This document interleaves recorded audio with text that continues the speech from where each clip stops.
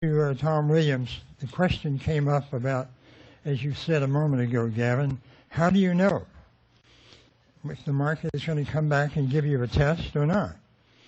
The answer is you don't know. Nobody knows. I think immediately of the book by Mark Douglas. I don't know how many of you have read it. It's called Trading in the Zone. It's one of my favorite books. I don't read many books about markets or certainly about market psychology, but I think this is a very good book. And he says in there a couple of things. First of all, we work in a probabilistic environment. Number two, anything can happen. I mean, look the other day on the 6th of May, what happened? Who could possibly foreseen such a thing to occur? I knew the market was poised to go down at that time, but I never in my wildest imagination would have expected to see the Dow down 1,000 points. And in addition to that, we have the problem that not only do we not know what's going to happen, what's the other one? The other part of the equation? Nobody knows. Nobody. You can go ask the 12 disciples. They're not going to tell you what's going to happen. Nobody knows. Anything can happen. If you can get comfortable with living and working in that kind of an environment, you're made for trading. If you can't get used to that, it's going to be much more difficult. But that's the reality of what we deal with. That's why yesterday when we were talking about springs, and I was asked, do you wait for the secondary test? And I said no, because I don't know if there's going to be a secondary test. What's the percentage of time that you have a secondary test? Will that help me any? Probably not. So I just buy the spring. That's all. Now, talking about not knowing, the first chart here is entitled Bar by Bar Evaluation. Those of you who saw my DVD from Dominican Republic a few years ago, I had this little exercise on that DVD. In other words, you have two bars in problem A. Let me be sure. Yeah, problem number 1. There are two bars, bar A and bar B. Looking at those two bars, what can you infer will happen on day C, which is not shown? Just looking at those two bars, that's your whole chart. Any ideas of what's going to happen? I see someone pointing down. Yes. He's pointing up. Anyone else want to venture an opinion? Well, I appreciate the two opinions. Anyway, nobody knows what's going to happen tomorrow. I don't know what's going to happen tomorrow, but I'll tell you how I read this. That's all I can do, is tell you how I read it. And I'm not necessarily right, I know that. But when I look at this problem, the first day, day A, notice that the stock or commodity or whatever closed in the middle of the range. All of these are in downtrends, by the way. I do that because I prefer downtrends to uptrends. But anyway, we close in the middle, so that tells us right off what? There was somebody buying, yes. Then on bar number 2, what happens on bar 2 that tells us what's going to happen the next day? Number 1, the range is a little narrower. Number 2, the close is well off the low. Number 3, the close is above the low of the previous day. All of these things suggest to me that the market has a better chance of going higher, or at least beginning higher, on the next day or the next bar. You understand how I'm thinking? I'm looking at the size of the range, the position of the close. If the close is above or below the previous day's high or low or close, all of these factors come into reading the bars on a daily basis or a 5-minute basis, but particularly on a daily basis. Look at number 2. On number 2, we have a wide spread or range on the first bar. What do we have on the second bar? Very, very narrow range. We don't even have volume here. We're just looking at range and close. What do we think is going to happen after bar B on number 2? Anyone venture an opinion? Yes. There's no follow-through there. All right. He says we don't have very much follow-through after the ease of movement in the previous bar. This man reads my mind. That's right. Absolutely. There's no more ease of movement.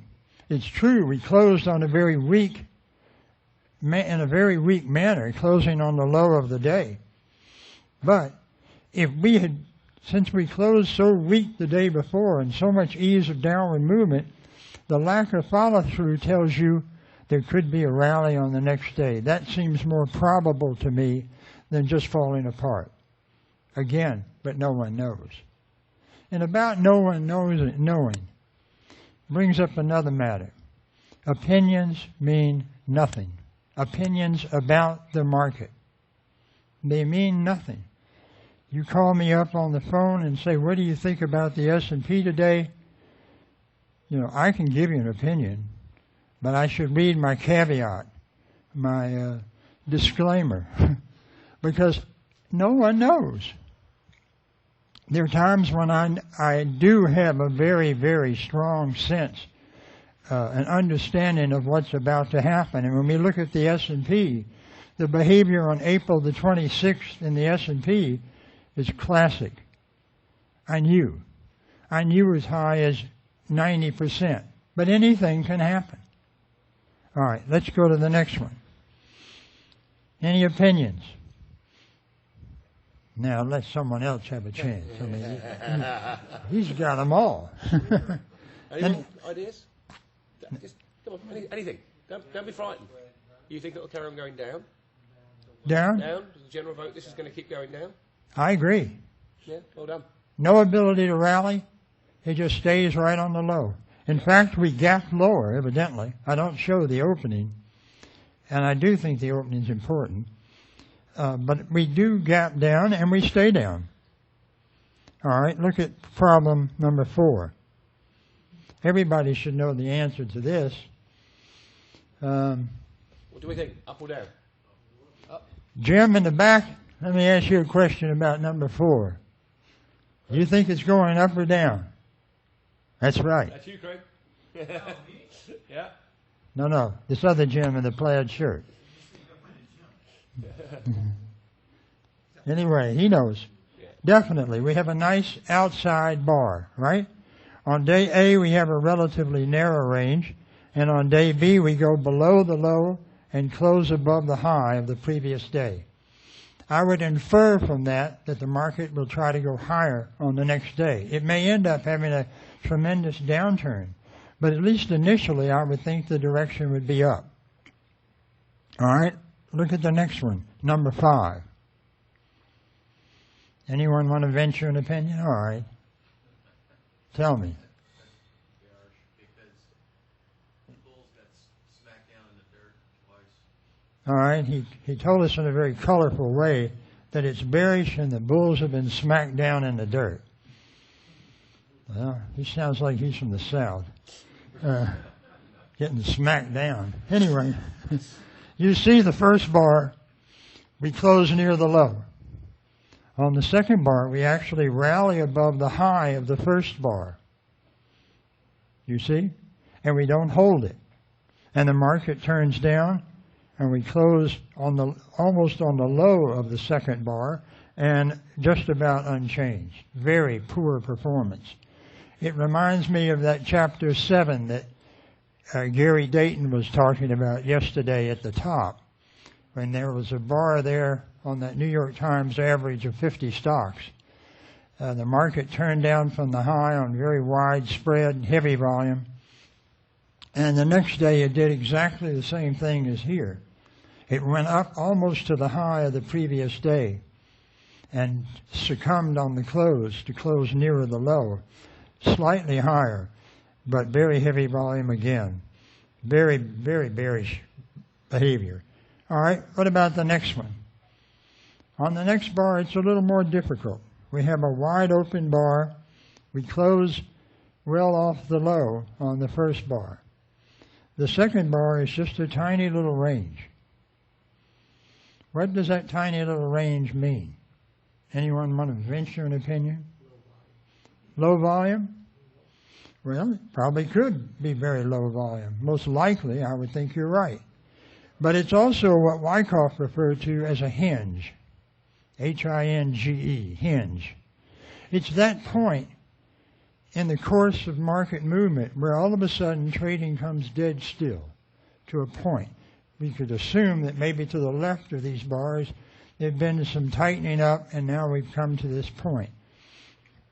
It's very hard to know which way we're going to go, but just from this minimal evidence, I would say we would try to go up based on what we did on the first bar.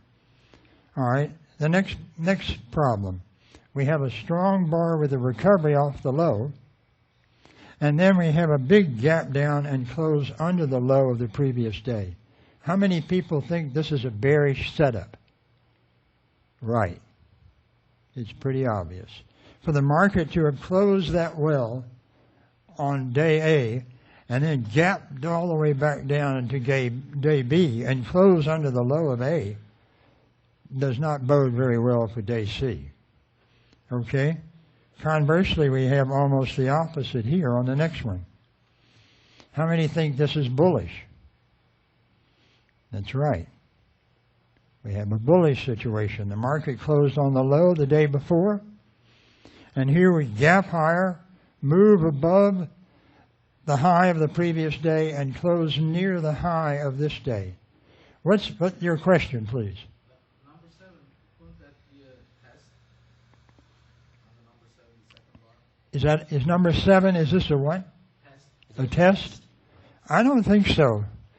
A test in this manner where you gap all the way back down to the previous day's low after recovering from that low, that doesn't look like a test. That looks like a continuation of the downtrend to me. And David, this could be ultra high volume here on this bar. It could be, This yeah. could be a high volume bar Mhm. with lots of selling in it, closed off the high, Right. jumps back down. But that's just an opinion. Remember, certainly, always have to view these bars in the context of the whole chart. All right. Now look at the next bar. I think it's the one there. Is that right? Mm-hmm. That's the one we were talking Oh, that's the one we just did. about. Yeah. All right, let's go to the next to last one. Mm-hmm. Number 9. Here we have 2 small bars. What's the story here? What's the trend? Yeah. You see anything that looks bullish in those 2 bars? Is there any ease of upward movement? Is there any closing well off the low of any of those bars? No. This is just something that slips sliding away. It's just moving lower. Going back to the problem before, this one, where the market gapped up. What's the range on this day? Is this a narrow range day? It's a wide range day. Who said that? Oh, of course. For the audience at home, the same individual who's answered so many others just raised his hand again. But I'm very pleased that you know it. We found our next educator for the next best of Wyckoff. I think we have. It's actually that one and the one before for the same 2 reasons. Right. Average true range. That's right. In other words, as this gentleman has stated so well, what we have to consider is the true range of the day. Not the actual trading range of the day, but the true range. On number 8, what is the true range on that day? Anyone want to venture an opinion? Anyone else? No one knows what the true range is on that day? Tell me. Yeah, from the previous close to the recent close. Right. From the previous close to the next day's high or low. In that case, low. That's the range. In fact, this is very important to be aware of the true range. Somebody would look at this bar and say, oh, well, this was a narrow range rally. Well, it wasn't a narrow range rally. They say, oh, there's no ease of upward movement. That's not true. The gap has to be considered part of it. Repeat that. The true range is from the. In the case of an uptrend where you have a gap open, the true range is from the close of the previous day to the low of the day when we gapped up, or rather to the high of that day, to the high. That's the true range. Sometimes on my charts I'll take the trend line and fill in the gap and use the bold higher weight, and just so it fits right in so you don't get confused about what kind of a day it was. All right, lastly, the last problem, what's going to be the outcome of this one? Franklin, do you know? Is it bullish or bearish? Bearish. He's right. And the reason is, on bar A, the market closes in the middle, and that would suggest that we might try to rally. But the rally on day B, we go up, we go above the high, and we come back and close just barely higher, closer to the low than the high, and the inference would be that the market is going to go lower. Okay? Let's go to the next chart. Okay. Let me just see if there's any questions from the audience first. All right. I think there might be a question about the range, so let me just check. All right. Could you just ask the audience at home, is there any questions on those bars? Yeah. If the audience at home, the question is, if you have something you want to ask about this bar-by-bar evaluation, feel free to do so. Edmore Moses says, can you, the question is, how would you explain large gaps which are on low volume? Lower, say that again. How would you explain large gaps if they're on low volume? Okay. Yeah, you heard the question. How do you explain lower gaps on low volume? To me, that just means there's no demand. The fact that the market gaps lower and closes lower, I assume, and the volume is not increasing, then the sellers are in charge and the buyers are unable to do anything about it. The market can go down on low volume. You know, people look at volume and they want to categorize it into set rules. That is, if the market goes up on high volume, that's bullish. If the market goes down on high volume, that's bearish. If it goes up on low volume, that's bearish. If it pulls back on low volume, that's bullish. These are guidelines, only guidelines. The world is not so black and white. It doesn't fit perfectly. There are times a market will go up because no one's anxious to sell short. The only selling you get is long liquidation and some obligatory selling, of course. But there are times when the market can go down on low volume because no one is willing to buy. Again, the only buying is short covering. Many times you get a high volume burst off of the bottom. It was called yesterday volume off the bottom. It was mentioned in one of the talks. And that's sort of like the prime mover in Thomas Aquinas' philosophy. What starts something happening, like a landslide, that first big boulder that gets things to move, the launch off the launching pad with all of that thrust power. That's that initial burst of volume that lifts a market up. After that, you rarely have that kind of continual volume all the way through an uptrend. The volume begins to trail off, and at times gets another boost of volume along the way. But you don't have steady, heavy volume throughout an uptrend. Just at key spots where it starts and lifts off, where it breaks out, where after it goes up and consolidates a bit, there may be another slug of volume. And then at the top, there may be some climactic volume. All right. Another question here on problem 9. Yes. You've got quite a large gap down on this bar here. Yes. But if this bar here was on very low volume, what would that tell you? Is it still bearish if the volume was low on that bar? I wouldn't be very excited about this, the way it looks, showing no ability to rally. It does gap lower and the market just stays just about on the low. Even if it's low volume, it wouldn't appeal to me just yet. If it was very high volume, that would interest me. Yes, question. What I think makes it really bearish is that the high on the second bar couldn't even make it up to the low. Right. In other words, a statement has been made here that what adds to the bearishness of this problem is that the bar B, the high is below the low of bar A, which I concur. All right? Okay. Let's go to the next page. Could you just tell the audience on the web that all these slides are currently available for them to download from the customer area of the website? Okay. I've just been told to let you know that all of these charts are available on the web from the customer website. That's it. Thanks. Did I do that right? You're great. We should go into show business. I think we should. Might be the Two Stooges. All right. We've got two charts here, each with 3 bars.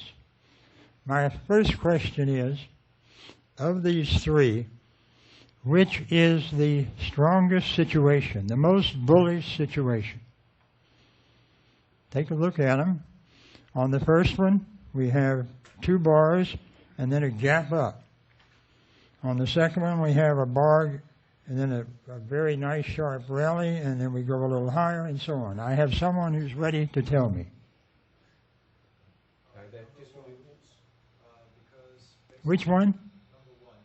Number 1 is the strongest. Yes, because the first bar, you see it closing on the high. The next bar, you also see it closing on the high. It tried to go down, it couldn't go down, and instead rallies up on higher volume, higher close, and closing on the high. And then the third bar, yes, it's no demand, but with those 2 bullish bars in the background, I would expect it to continue higher. Okay, the answer is that looking at problem number 1, that bar A closes on near the high, not the low, and most importantly, bar B is an outside day. In other words, we took out the low of bar A and we rallied and closed above the high of bar A on increased volume. And then on bar C, we gap higher with a narrow range and lower volume, but it's still because of the behavior on the 2 previous bars, he feels it's going to go higher. Does anyone disagree with that? I agree.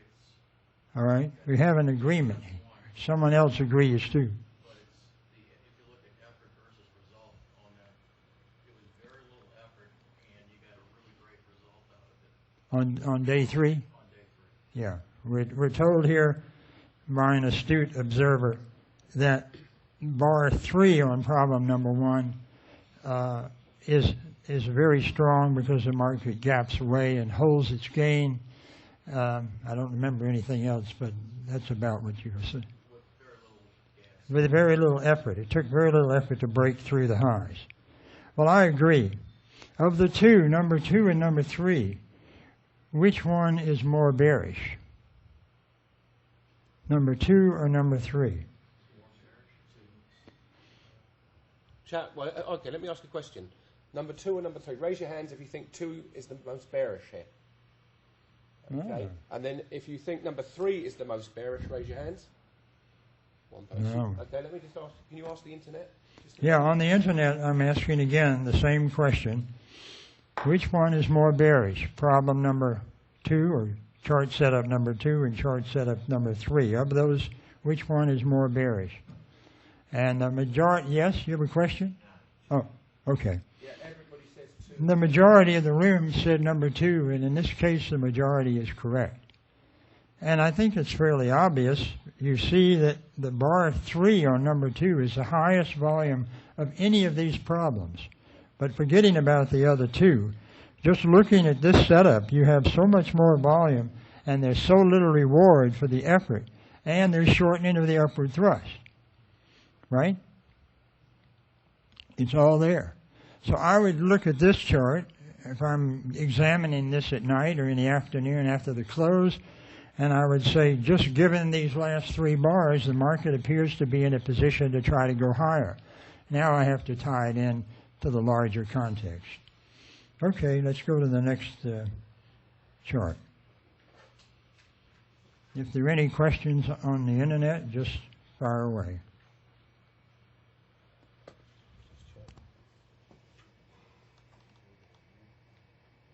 Everybody got that right as well. Yeah, and that's pretty easy. All right, just a few charts here. This one is sort of tied to what we did yesterday. The question is, this is a daily chart. Do you believe this market is going to spring or not? Anybody venture an opinion? Looking at these bars, starting 5 bars to the left of the right-hand side, the low bar on the chart, you see that the market goes into new low ground. 5 bars to the left and to just It's there, the big one, the big volume. This one. Yeah. We have an obvious horizontal line from the low on the left, right there.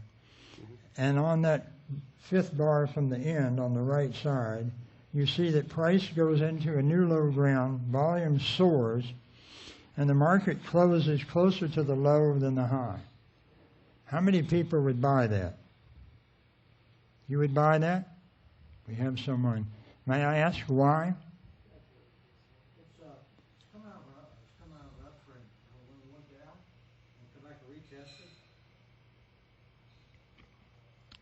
So what the gentleman's saying is it's coming. You mean coming out of a downtrend? You mean it's coming out of a downtrend? You said coming out of the downtrend. Yeah, let's be clear. It's in a downtrend, and it's hit the baseline here. The volume is very, very large on the down bar. Right. Could be climactic. That's true. Mm-hmm. Yes. You have an opinion? Isn't that bearish? Because you can have a spring where the horizontal line is. Yeah. In other words, we broke that low.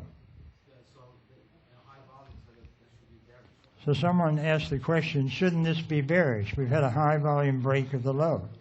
I would say that on the... We lost the sound for some reason. I don't know why. Just bear with me. I think the internet, it looks like the internet went out here.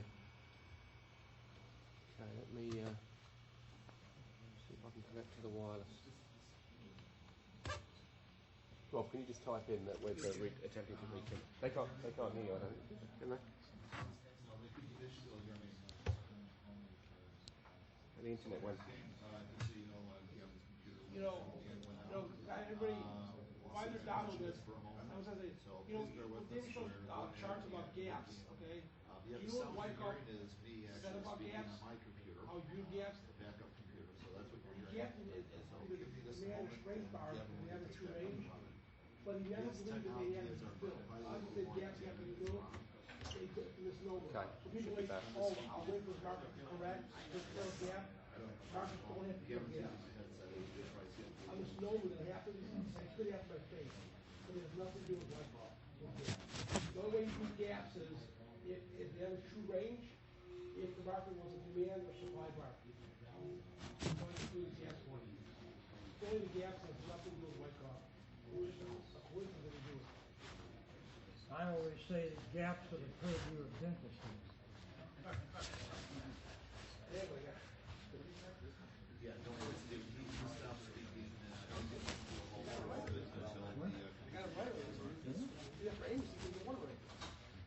You need to get the hotel and see if there's an internet issue. Would you say that even if gaps fill, though, I mean, it could happen 2 months from now? Okay, do you want to do a sound check? When the gap in jam, they got filled Okay. this year, Testing. 1, 2, 3. I mean, it primarily, it's, Do we have sound back? if you're gonna wait for a gap, some people are dead by the time the gaps. Right. There's gaps in the, there's All right. gaps in the 40. Okay, everyone, we're back. Good to go. So go on, David. Sorry about that. All right. All good to go.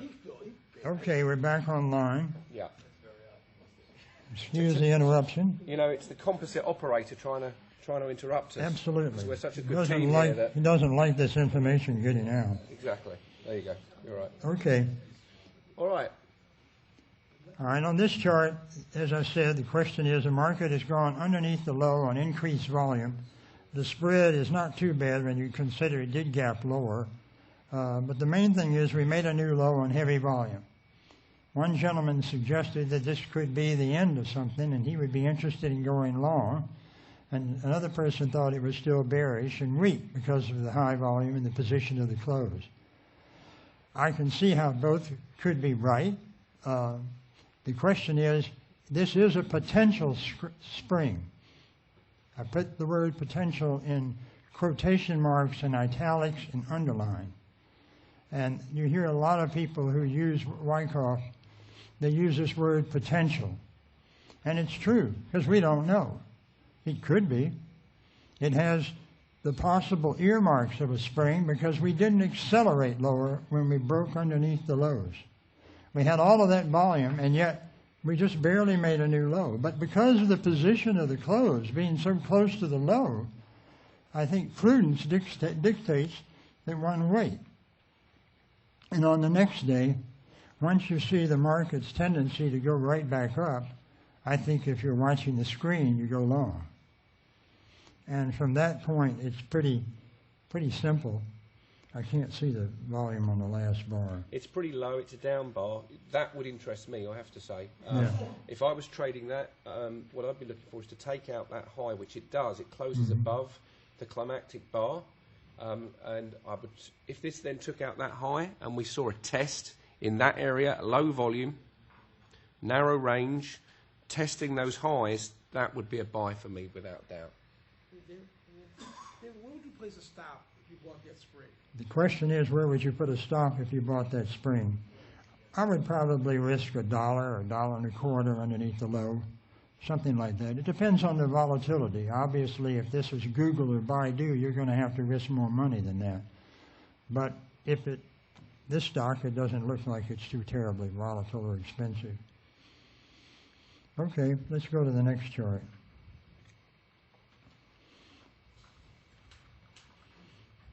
All right, this is one of my favorites. Okay. Anyone want to venture an opinion on what the future direction is on this chart, given what you see here right now? What you see, what is the most dominant feature on this chart? What stands out more than anything else when you look at this chart? What bar? Even I'm having trouble with that one, David, this morning. For those on the internet, everybody's wondering out here. Yeah.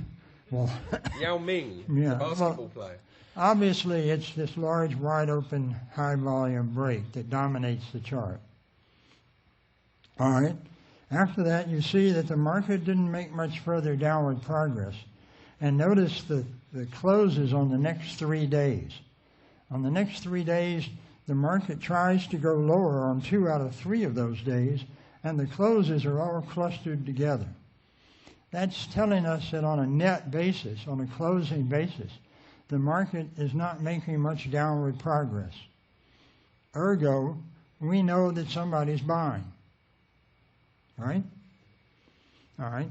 So the market goes up. Now, there is an important line, horizontal line on this chart that is going to tell the story. Does anybody have any idea where it is? Any idea? Yes. I think it would be the lows, if you have a trading range above that, and it would be that first low. I'd go up one. Here? So I think he's looking at this one. That one? Yeah. Right. Exactly right. The gentleman in the back has pointed out the line that's being drawn now on the chart.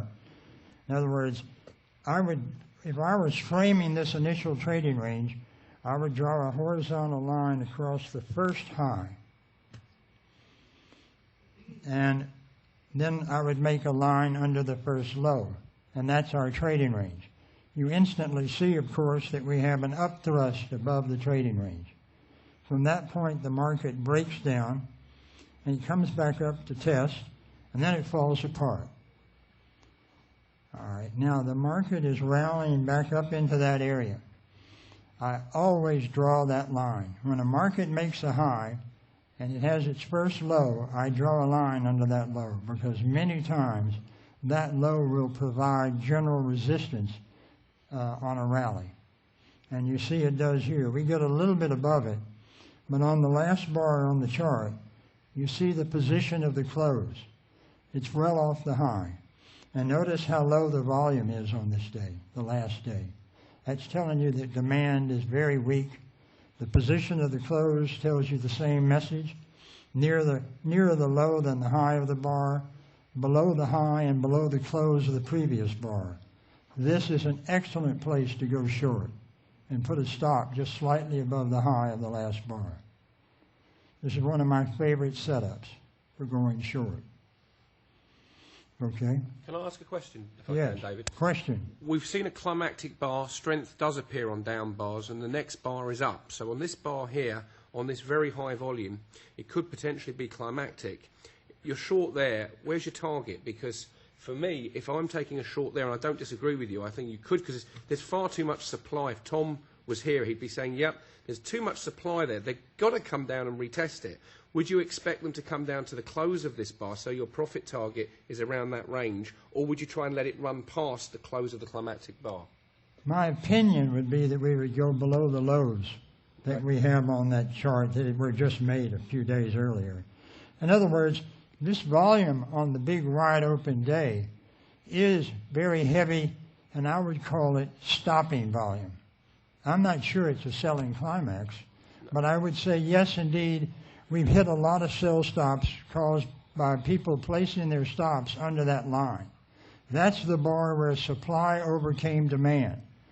Those of you who see some of my reports, you see how I draw a little arrow over to that breakdown point on that bar, and I write S/D, supply overcomes demand, right there. And it's very typical to test that high volume vertical area on the chart. Yes? Since you would expect it to go lower than what Gavin was saying, would you look for a one-to-one move, like AB equals CD? And the question is, would I look for a move of the same size as the break? I don't think so. I would try not to have too many expectations of what we're going to get on the next wave. I would just be watching it as it unfolds. Like that low over to the far left, Yeah. right around here. Well, it certainly would be a logical place next, just given this history. But I would look at the weekly and the monthly as well as the daily. I wouldn't just be focused on, I would be studying this chart, but I also want to be aware of where are we on the weekly and monthly. Can I? John's got a question, and I'll take it. John, Yeah. long-standing. Yeah, John. This looks very similar to the daily ES or the Dow Jones average last week. Yeah, Big break, now Yeah. going up or retesting, right. backing up to the creek, so to speak. Yeah. So it could come way off. There's just, All right. So the statement is that this resembles this gentleman of what we have in the S&P right now, and I agree completely. There's a few differences about how far we've come back and so forth, but it's exactly the same concept, that the market has rallied back to previous support that's now serving as resistance, and back to the area where the high volume selling broke through demand, broke through the buying. can I ask a question, David? Just two things here that confuse some people. We talk about strength appearing on high volume down bars. Now here is potential weakness. Now there is a big difference between this bar and the Dow Jones bar. Can anybody tell me what the big difference is? The last Thursday's Dow. Correct. Now that to me would tell me something. The close on that bar closes on the low, and it takes out all the previous areas here of support. That is very bearish, and when you test it here, you'd expect the test to fail. Now, tests are shown as signs of strength, and they're green indicators in the Trade Guider program. But a failed test is an even stronger sign of weakness.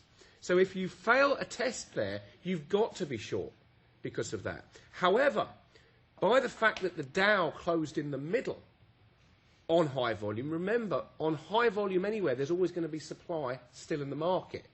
And if you listen to what Tom said this morning, he said, look, you're going to see weakness at exactly the same level David saw it. What did he see in Tom's presentation? An upthrust.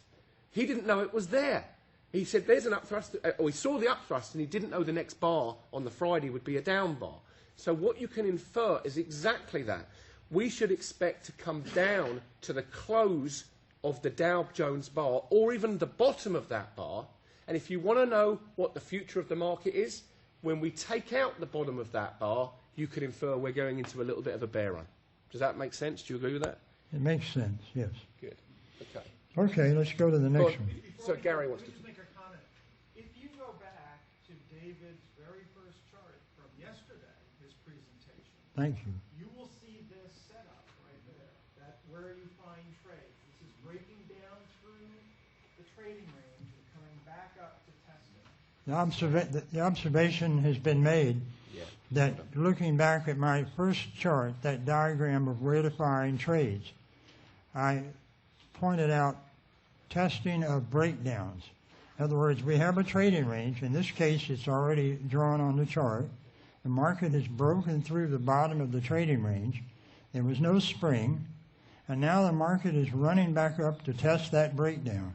And what you ideally want to see is about what we had in the S&P, particularly narrow ranges and low volume. If you remember the S&P chart, and I'll show it to you again today when we get a little further along. Okay, very good observation. Thank you very much. Well done, everyone. Right, let's just have a quick look. See if there's any questions from Janet, yeah, one of our customers, Janet, said she didn't consider this bar to be the same as the S&P bar, and it wasn't. The S&P bar closed in the middle, this closed on the low. That's fair. That's why, but the principle there is now we know what to look out for over the coming days and weeks. If we see what we expect to see, Tom was expecting to see weakness at these areas here. If this was indeed the S&P and closed there, as we go back up to those levels, if it goes up on no demand, up thrusts, an increase in volume on up bars, that's potentially weakness. And if it then comes back and tests that level, we don't know what the market will do. We can't say for sure, but we certainly now know the chart patterns to look out for. Right. Okay. Next one. All right. Now we have another situation. Again, we have a bar in the middle of the chart that dominates the whole chart, right? The market had been going up, and suddenly we get this huge break. I don't know what this is. I don't remember. Doesn't say. It looks like the Nikkei or something. Is that 13? Yeah, 12,800. It could be the Dow, actually. Maybe no, so. It might be the Dow. Yeah. Anyway, raise it up just a little bit, please. There you go. All right. So you see the market gets hit very hard. It finds a little support, and then it rallies slightly. And after that, it gets another harsh slam down to a new low. I draw immediately the horizontal line across the first low. You see that we've gone under that line, and look at the position of the close. The position of the close is higher than the previous day's close. It's near the high of this day's range, and the volume is the second heaviest on the chart, and it's the heaviest since the top on this chart. That looks like a spring. Now, we're going to wait for a secondary test? Please do. But the train just left the station. You see? That bar there would be very interesting. There is a little pullback a few bars later. Look at the volume. That's really low. That's great. And it was much lower volume, but it doesn't give you much of an edge in terms of the risk. All right. From there, the market works its way higher. Draw a line across this high. There's the top of the trading range. There's our range. We've had a spring. The market has broken out. Now think about my diagram, where to find trades. When a market is in a trading range like this, it has a wide open range that breaks out, a big wide range like that one, and then it pulls back to test. This is a potential test of a breakout. This is not enough thrust, but a potential test of a breakout. Look how the volume has contracted. Look at the position of the closes on the next to last bar in that outside range on the next to last bar. That pretty well solidifies the story on the next to last bar. We have a big reversal, right? Mm-hmm. And we close well off the low. That tells you that there is no selling pressure here. It's a little minor spring. We went under the low of the previous 2 days, right in here. And we're starting to turn up. And in this case, the market is going to go higher. Any questions about this chart? So although we have a huge wide open break in the middle of this chart, just as we did on the one previous, we still have to look at the behavior. We can't just dismiss it because, oh, it's just like the one before. I don't want to touch this at all. It was indeed until you had the spring. Then the situation began to change. All right, let's go to the next one.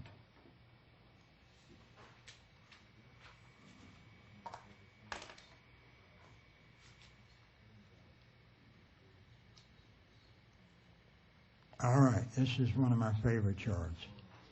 This is the cable yen. This is a monthly chart of the cable yen. The cable is the British pound. I was consulting with some traders in Malaysia during this time frame, and we were watching this rally. As I told you yesterday, on Forex charts, particularly on a monthly chart, I can't use tick volume on a monthly chart, so I just use the true range as a proxy for volume. And you can see I've drawn a red arrow underneath the wide price bars since we broke from the high. And they correspond nicely with the four big wide red range bars down below. We had great ease of downward movement on those bars. Also notice that the breakdown was preceded by an upthrust above the top of my trading range. You see? I draw the trading range. Where do we find trades? There was one right there. Notice the size of the ranges there. And then the market breaks wide open, and it has a 2-month rally to test that upthrust. And then it breaks wide open again, coming back down. It hesitates for a month, and then it falls apart again. Finally, we find some support, and we have 4 months of relatively narrow ranges, higher highs and higher lows. As we creep upward, we're testing that big wide open bar where supply overcame demand as we broke through the trading range. I mean, I know supply overcame demand because you see what it did on the chart. I don't even have volume, but I know that. And I can tell by the size of the range that there must have been huge volume. So this is a test of the breakdown. It just doesn't go all the way back up to the line like we saw on the chart, two charts earlier. Notice the green range bars declining in size, just like volume would be declining on the up wave. I told someone in Malaysia we're going to go considerably lower. If those of you know, the cable yen went to 120 or 125 from this high on the chart. So we had a 50% collapse from the all-time, the high on the whole chart. Any questions about that chart? But it's very useful to use range on Forex charts. And now I'll show you one on a 5-minute chart along with something else. Okay. This is the cable yen on a 5-minute basis. This is for the person who's trading intraday, the Forex market. I have price. I have the range bars underneath the price. They're red and green. And on top of the range bars, I have a little line that represents tick volume. Instead of making the tick volume into a histogram, I made it into a line chart. And so it's resting on top of the range bars. And then below that, I have something called the net difference between the up volume and the down volume. In this case, the difference between the up tick volume and the down tick volume. And so when it's down, it's colored red.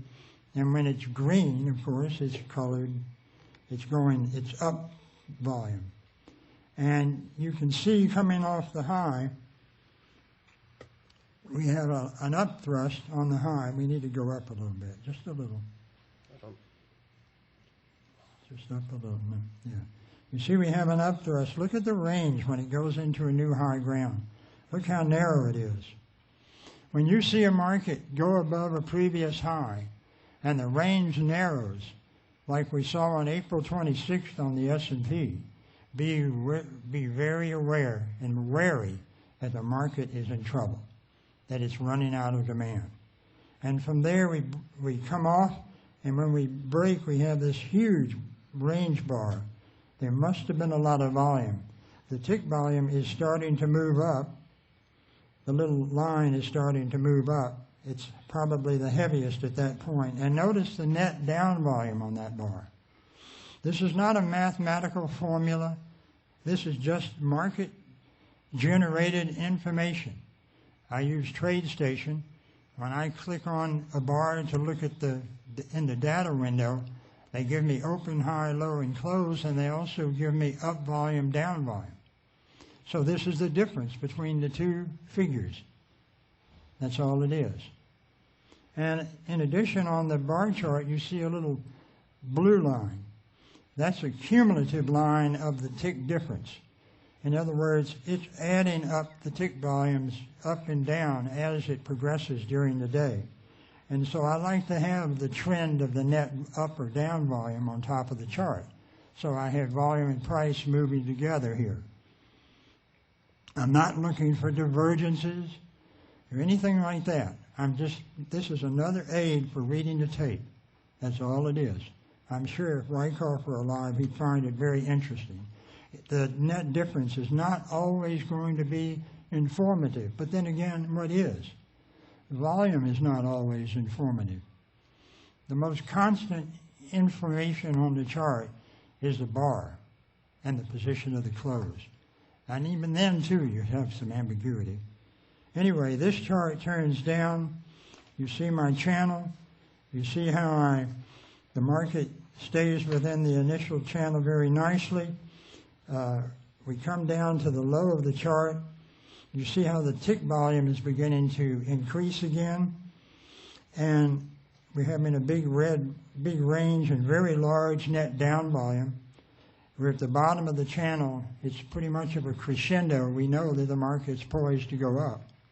And then where I have this little green arrow on the chart, that bar has the most net up volume of any bar on the chart. Suddenly, we have not up volume, range, excuse me. The range on that up bar, in other words, the up range, is larger than on any other bar of the chart where it went up. There's no up bar bigger than that one. That's a subtle change in behavior, but I look for those. I'm trying to get the edge. I'm always comparing. Is this the heaviest volume in 20 days? Is this the widest range in 20 days or whatever? All right. So any questions about this? I mean, this is... Can you get up volume and down volume in the signal as well? Yeah. You just get the ticks. Right. That's all you have in the forex market, no matter where you go. What did he say? I was asking if you can get the up volume and down volume in these signals as well. Is it ticks or volume? Well, it's the movement of the bid, really. It's indicative volume, right? That's all anybody has. Well, this is actual volume. You can get it. This is actual volume. That's actual dollars traded. Dollars traded. Right. Really? Yes. If you add up the two figures up and down, you get the total volume for the bar. But what is that volume? Is that the movement of the bid, or is that actual dollars traded? That's my question. I think it's actual dollars traded, up and down. But I'm not 100% certain of that. Well, Tom Williams will tell you that there is a way, it's a proprietary way. There's a product that we can't release to you. And there's a reason we can't, because we can't support it, because it's a very old product, but it does collect tick data correctly for the forex market. Now, the thing about the signal volume that we get is it's giving you a consensus of opinion. And what's so valuable about that, if you consider it, remember Tom told you you don't need actual volume, but relative volume. If we look at the consensus of opinion on the eSignal platform, and I know TradeStation doesn't do this, but with eSignal, what happens is it gives you the range of the bar and it gives you the tick movement. Now, I want you to get past the volume for a second and remember this. Volume is activity. And eSignal, the way they chart it, is unique. I can't find anyone else who's done it, which is why I'm using eSignal. Now, what happens is they chart it in such a way that you can use relative volume to the previous bars. Now, if you're a forex trader, a very quick one while we're looking at this chart. I like to trade I'm not a 5-minute forex trader, a 15-minute, an hourly, a 2-hourly, and then a 4-hour chart. The 4-hour, the 240-minute is the greatest chart. I agreed with Paul. There's a reason that the 240-minute chart has precedence for me over everything else. Can anybody tell me why? It breaks the day down. I told him the answer. Well, you're the educator. Why? What, how many hours is 240 minutes? How many hours? How many hours in a day? Right, 24 hours in a day divided by 4 gives you 6 segments. And then you look at the major how many sessions are there, the main sessions that are traded in Forex? Does this all start to make sense to you? Of course. The 240-minute chart is the easiest one to see when you chart a 4-hour chart and you've got 3 major segments and you've got the Asian, the European and the American session. Guess what? You start to see accumulation and distribution. And each signal, if you just use the 240-minute GTIS feed, which Craig can tell you more about at lunch, if you just use that, and you know, Mike Panici at the back there, they also have their own volume at PFG, which if you align it, which you'll have to show them, Mike, at some point, when you align the PFG volume, and I know Gail is with us, by the way. Gail, do you want to just stand up and introduce you quickly? This is Gail Mercer, everybody, be speaking later. So Gail will be talking, but when you align that, and you use the PFG volume with the signal bigger volume picture, you get nuances in your platform. But you've actually said, Mike, we were discussing it at lunch, signals are superb in VSA. And then if you combine it on the bigger platform, so look at the 240-minute first, then go down to a 60-minute, then go down to a 15-minute. You don't really need much more than that. Now, I do use a 5-minute chart occasionally after a news announcement, because then you're going to start to see everything's going to happen quickly and you'll get a decent entry on the 5. Sorry, David, I thought I'd add that because it's quite important. So there is a unique thing that these signals do have, is that volume, and you must check it out. Please go and check it out. Speak to Craig and he'll tell you how they do it, because I don't know. I know it's bank feeds and it's, you know, at some point, Craig, I'm sure they can come and ask you. Right. Well, I use this more on futures charts and on stock charts than I do on Forex, because I don't trade Forex. But I have some clients who trade Forex, so I feed them some ideas occasionally using this. But I find that it's much better when I use it on futures and stocks, because the net difference numbers will be huge. Nothing like these small numbers here based on tick volume. But it's still the same principle. It works. And sometimes it gives you great clues. Now let's look at the next chart. This time I have it on a daily chart. Well, no, not on this one. This is a... ES07. Yeah, this is a chart of the S&P E-mini, and here we have the net up and net down volume. And where would I draw a horizontal line on this chart? Can anyone tell me? No one tells me. Come on, anyone? Tell me. Tell me. Those lows going across. Yeah. Right in here. Yep. Right there. Yeah, good enough. Almost like what you're talking about. Right. That's the line. But I would want to see some touches on the opposite side of that line. All right. So you see the market has a big wide open break with high volume as it goes under that line. Look at the net difference on that line. The net difference is very large. In other words, there's lots of selling. The way I like to use this is I don't really pay much attention to every little bar reading on the net difference. I'm interested on the big readings. Those are the ones that stand out to me, particularly in conjunction with the volume. And so I have big volume. I have over 30,000 contracts traded, and I have very large net down volume. So I know that there's a ton of selling coming in, and probably a lot of it is people throwing in the towel on the breakdown under that support during the day. The next bar does very little, and then the market goes lower with even, it moves slightly lower with heavy volume again on the next to last bar. Yep. Has heavy volume again and very large net down volume. What makes that bullish? Does anybody know what makes that bullish? We talked about it. It was mentioned yesterday. Effort and what? It didn't make much progress. Very good. Someone has volunteered a correct answer. It didn't make much progress. In other words, the result for the effort was minimal. That should alert you immediately that all of this volume and all of this net down volume Someone is in there buying in the face of that, because we made very little downward progress. And on the last bar, the market bobs up and gets away from the danger point, and that's where you buy it. And you put a stop under the lows. Yes? I have a question. On a low volume bar, how do you differentiate between no demand and no supply? How do you know which one it is? All right, the question is, how do I differentiate looking at volume, no demand or no supply? Okay, well, usually when you have demand, you also have some ease of movement, upward, and if the volume increases, that adds to the picture as long as it's not too large. Conversely, no supply would be going down without great ease of movement, perhaps, and low volume, relative low volume, would tell you that the selling pressure is easy. But, you know, it's very hard to put these terms to make them into absolutes. That's what makes reading bars on a bar-by-bar basis so difficult, and so difficult to program, to interpret every bar. I thought years ago of conceptualizing in my own feeble way some kind of software to read the chart on a daily basis. I would evaluate each bar. Does it close unchanged? Does it close on the high?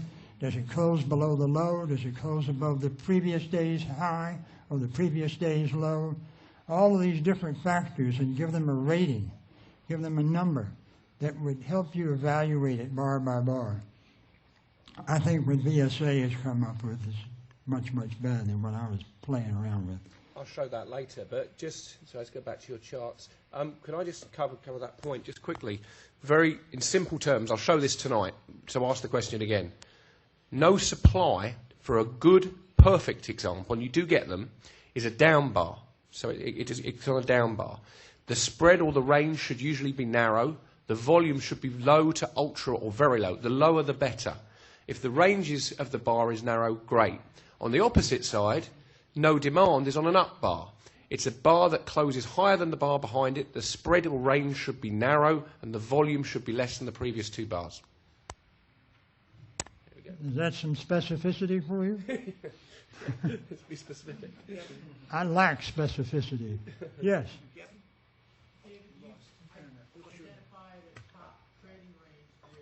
Hold on a minute. Hold on a second. Before we go, we've just lost the internet again. You lost your speech. So, yeah. Speech is probably What? No, we've lost the internet. cut off in the middle of speech. Okay, start. Connect. 1 minute. Just let them know. Give you Rob that we're connected.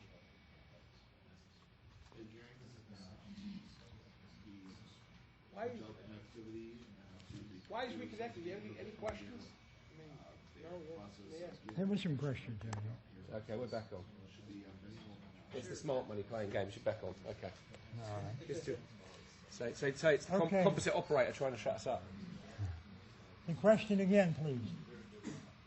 You drew a top trading range, and you drew a short line. Right. You draw it under the low of. I would have drawn the line here. Okay, on that low. Yeah. That's how I would have drawn it. Not the previous. That's right. Not here, but here. Because the high was up here. You see? I think of it like a ball. I think of it like a ball. In other words, a ball goes into the air and gravity stops it. That's where I draw a line of resistance. And when the ball hits the ground, it's found support, I draw the support line. And then I watch as it unfolds. And you see that in that trading range, you had an attempt to spring. The market went underneath the trading range and tried to spring. But unfortunately, it couldn't go. There wasn't enough volume to lift it off. Look at the tiny volume in there after that low on the rally. Can I make a suggestion? It's now 11:15. Can I suggest we break, because everyone's got so much to absorb, and I know that after this amount of time you start to flake. So could we break for 15 minutes? Yeah, we're going to take a break. 15 till 11 o'clock, and then we'll finish this and go to our next presentation. Thank you.